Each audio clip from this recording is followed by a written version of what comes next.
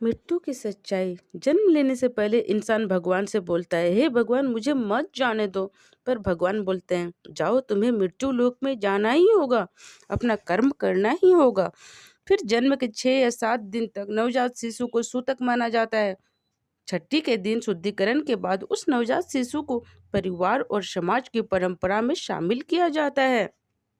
फिर धीरे धीरे वो उसी रंग में ढलने लगता है, क्योंकि वो दुनिया के हाव भाव में बढ़ता है, लोगों के बीच बढ़ता है। इंसान बहुत स्वार्थी होते हैं। ये बच्चा धीरे धीरे स्वार्थ सीखता है, मोह में बनता है और बड़ा होते होते वही नादान बच्चा स्वार्थी बन जाता है, क्योंकि वो उन्हीं के बीच रहता है।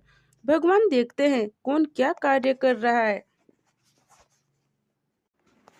कौन क्या कार्य कर रहा है, कौन माया में रह कर भी निस्वार्थ भावना लिए जीता है और कौन मृत्यु लोक के रंगों में विलीन हो जाता है।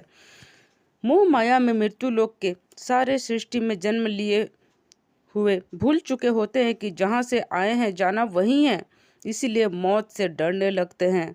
उन्हें यही का छल कपट भरा माया में बंधे रहने के आदी हो जाते हैं। जन्म और मृत्यु दुनिया का सबसे बड़ा सत्य है और हमें जन्म के समय रोना चाहिए कि ये भी यही फंसने आ गया, किंतु मृत्यु लोक में जन्म लेने वाले के लिए उत्सव मनाया जाता है और मृत्यु में रोया जाता है, जैसे वो कभी जाएंगे ही नहीं। मृत्यु वो सत्य है जहाँ जाते ही कर्म के अनुसार मोक्ष की भी प्राप्ति हो जाती है, लेकिन अब इसी सत्य को लोग डरते हैं, इसे विश्वास नहीं करते, इससे भागते हैं। मेरा अपना सीख गए हैं, किंतु क्या कोई किसी का अपना है सही में? अगर सच में कोई किसी का अपना होता है तो छोड़कर क्यों जाता है, मरता क्यों? पर कोई इस सत्य को स्वीकार करना ही नहीं चाहता।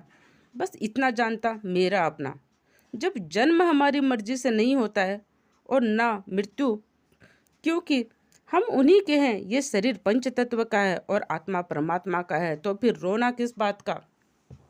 परमात्मा कहते हैं, शरीर को मत चमकाओ, अगर चमकाना ही है तो आत्मा को चमकाओ, क्योंकि शरीर को यहीं छोड़ के जाना है, पर आत्मा परमात्मा के चरणों में समर्पण करना है, क्योंकि वो आत्मा तो मेरा ही है, यही बोलते हैं परमात्मा। लेकिन इंसान यहाँ आते ही इस मृत्यु लोक में भूल चुके होते हैं, मोह माया में परमात्मा को ही भूल चुके होते हैं। धन्यवाद। अगर आप सभी को अच्छे लगे तो फिर लाइक और कमेंट जरूर कीजिएगा। आप सभी को जय महाकाल, जय महाकाल, जय महाकाल।